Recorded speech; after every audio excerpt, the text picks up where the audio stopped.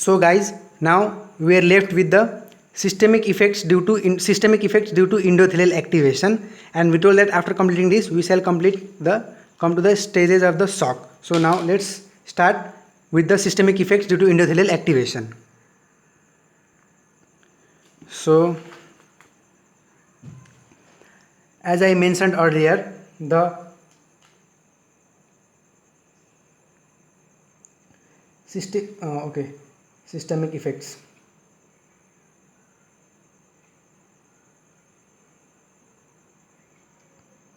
of endothelial activation.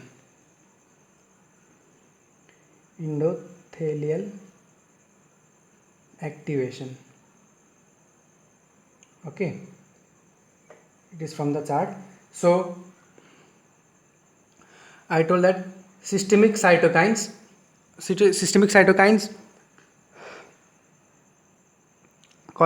show some effects like fever, decreased contractility of the myocardium, and some metabolic abnormalities. So let's write about them. Systemic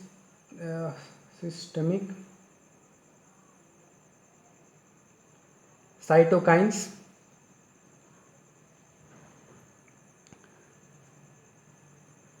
causes effects like fever, decreased contractility of the myocardium,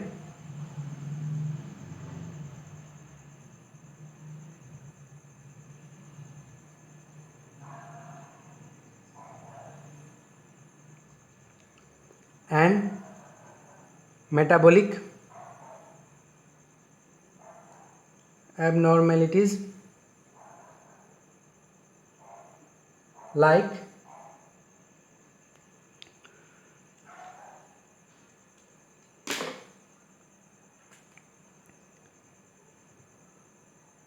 hyperglycemia,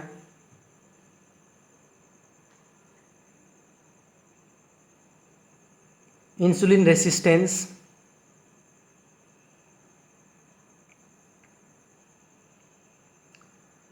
and increased production of hormones driving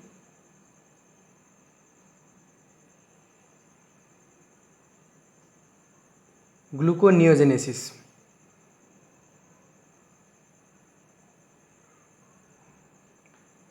So gluconeogenesis means production of glucose from production of glucose. So actually the metabolic abnormalities, all the effects are leading to hyperglycemia. So hyperglycemia is the increased sugar or increased amount of glucose in the blood. So insulin resistance, that will also finally result into the hyperglycemia, and increased production of hormones driving gluconeogenesis. So the hormones drive gluconeogenesis, and gluconeogenesis causes the production of extra glucose. So finally these effects are leading to hyperglycemia. And how are they regulated? Now let's discuss about them. The inflammatory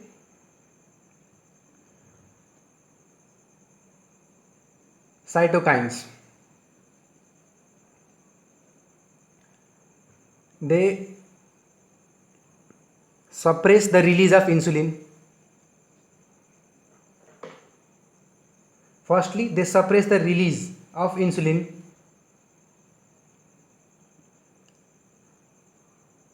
Also cause insulin resistance.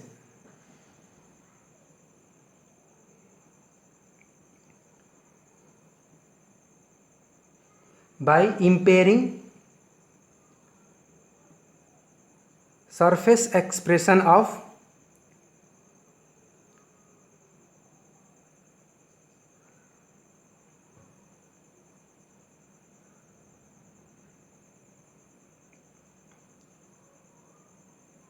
GLUT4 glucose transporters. Okay, so the inflammatory cytokines are suppressing release of insulin, and also they are impairing, also causing insulin resistance by impairing the surface expression of GLUT4 glucose transporter. So this is how they cause insulin resistance and increased production of hormones. So cytokines like tumor necrosis factor, interleukin 1, and stress induced hormones like glucagon, growth hormone, and glucocorticoids cause gluconeogenesis. The hormones that drive gluconeogenesis are these stress induced hormones, glucagon, growth hormone, and glucocorticoids. So tumor necrosis factor, interleukin 1, and stress induced, I think this is not so clear, so I'll write with this, is stress induced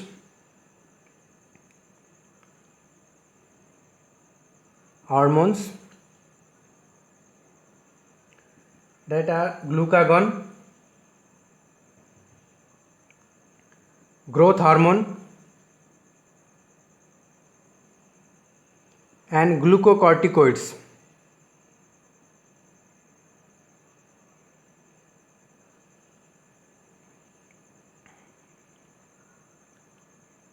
Cause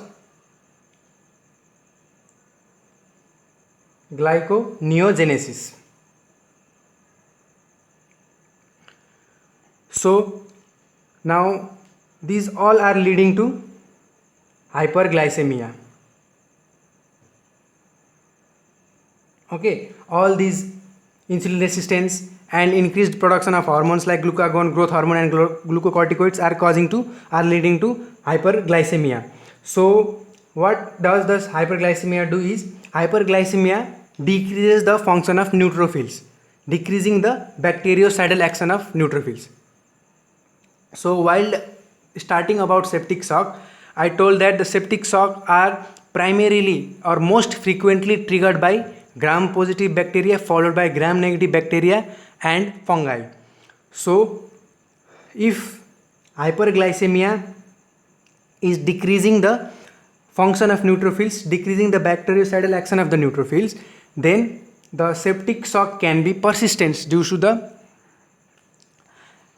because they are not being, the bacteria are not being phagocytosed or not being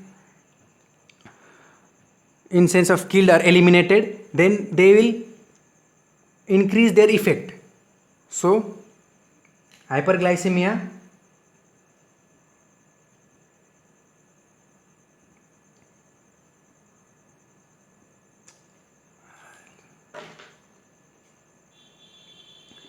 is decreasing this is hyperglycemia. Okay guys, if you are not able to see, hyperglycemia decreases the function of the neutrophils,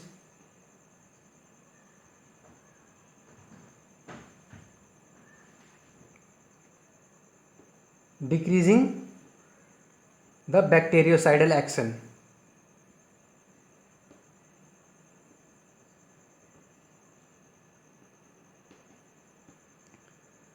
Okay, so we told that there is increased production of glucocorticoids, but initially there is surge in production of glucocorticoids, but this phase may be followed by adrenal insufficiency. So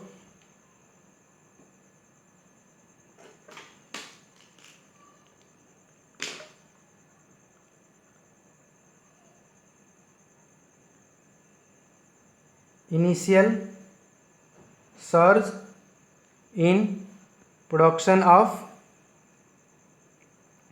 glucocorticoids which are driving gluconeogenesis. Glucocorticoids may be followed by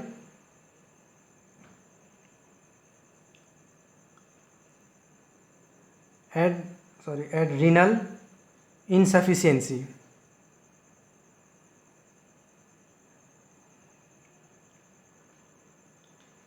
And all these effects. So now if the shock is persistent, if the shock is persistent, then tissue ischemia and cellular hypoxia will also be persistent, because there is vasodilation or there may be venous pooling of the blood. So there will be decreased, or due to increased permeability there will be leakage of the vascular contents, leakage of the vascular fluids, so which will finally decrease the tissue perfusion, causing cellular hypoxia. So when the cells are deprived from oxygen, they shift towards the anaerobic respiration. Obviously when there is no oxygen, no supply of oxygen due to the various causes we mentioned ahead, there will be the anaerobic respiration will halt and anaerobic respiration will take place. So during anaerobic respiration there is lactic acid production, yes or not? You know, they during anaerobic respiration there is lactic acid production. So this increased production of lactic acid, if the hypoxia or shock is persistent, there will be persistent hypoxia which will shift the aerobic respiration to anaerobic respiration.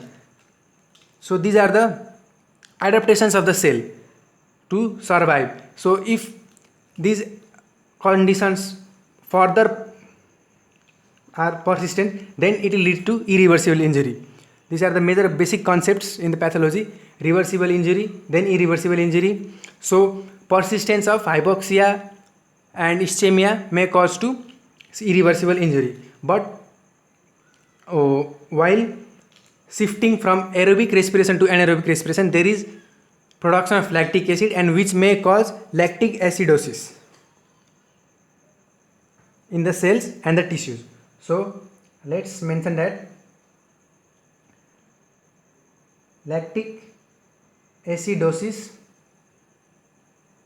may occur due to anaerobic respiration.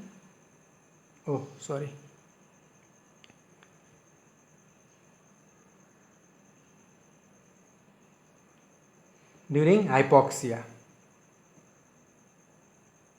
So this completes the pathogenesis of septic shock.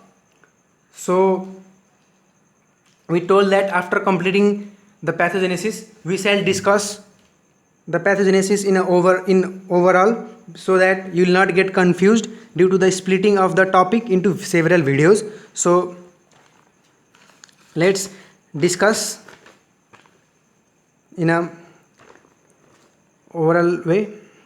So this was the preparatory chart before I made the video.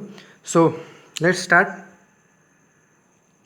So PAMPs and bacterial peptides get detected by toll-like receptors and G-coupled protein receptors, and the signaling pathway is initiated. The signaling pathway to initiate inflammation is activated. So it is not mentioned in the chart, but we should understand that PAMPs getting detected by the and bacterial peptides getting detected by the toll-like receptors and G-coupled protein receptors activate inflammation. So mediators like interleukin 1, interleukin gamma, interleukin 12, 18, and high mobility group box protein 1, these are mentioned over here due to neutrophil activation. These PAMPs are due to neutrophil and monocyte activation. There is release of factors like interleukin 1, interleukin 12, interleukin 18, platelet activating factor, and high mobility group box protein 1. So same point is mentioned over here, and I also mentioned in the previous videos. And these mediators are causing endothelial activation. Now PAMPs also activate complement cascade and factor 12 promoting coagulation. So this is mentioned over here. So PAMPs are activating factor 12 causing activation of complement cascade and factor 12 promoting coagulation. Now endothelial activation produces interleukin 6, interleukin 8, nitric oxide, platelet activating factor that cause vasodilation, increased permeability, decreased perfusion resulting in tissue ischemia and organ failure. We discussed about that. Interleukin 6, interleukin 8 and PAF, nitric oxide. Now the next point is,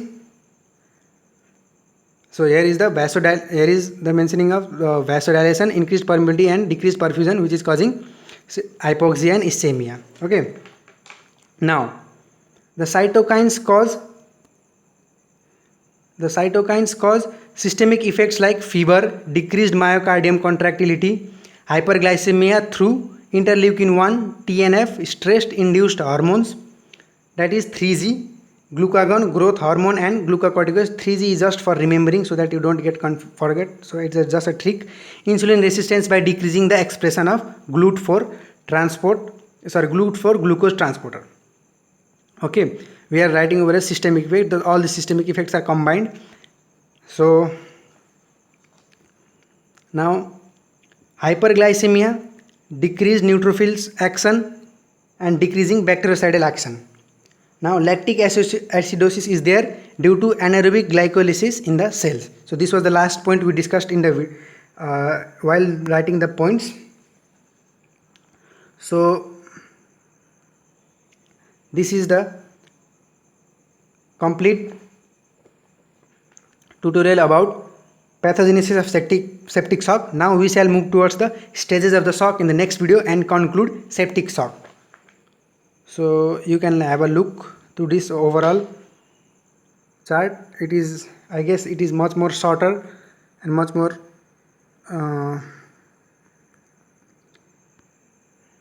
than those points we wrote in the videos. So you can have a look.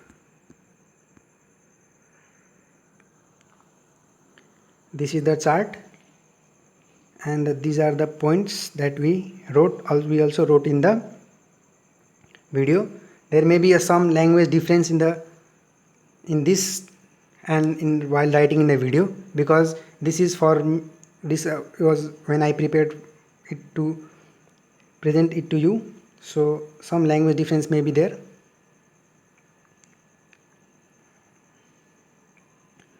So in this much in this video, and now we shall talk about the stages of the shock in the next video and conclude septic shock. Thank you guys. See you in the next video. Bye.